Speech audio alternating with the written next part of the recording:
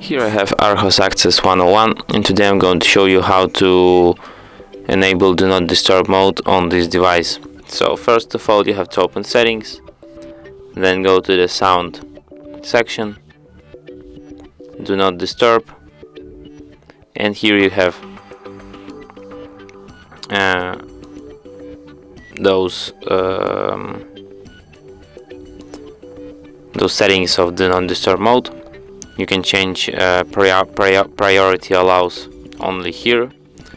It could be reminders, events, messages and calls from specific contacts from the shared contacts, from nobody. You can change it for yourself.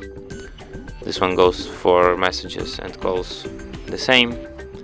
You can also change rules, automatic rules. This is like you can add a time period when the Do Not Disturb mode will turn on and off automatically. And you can also block visual disturbance. You can also block visual notifications from appearing on the screen here if you want this. You can turn on Do Not Disturb mode here at the upper bar.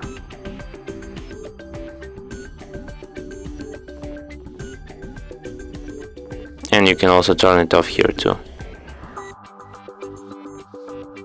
And that's it. Thanks for watching. If you find this tutorial useful, don't forget to hit that like button and subscribe to our channel.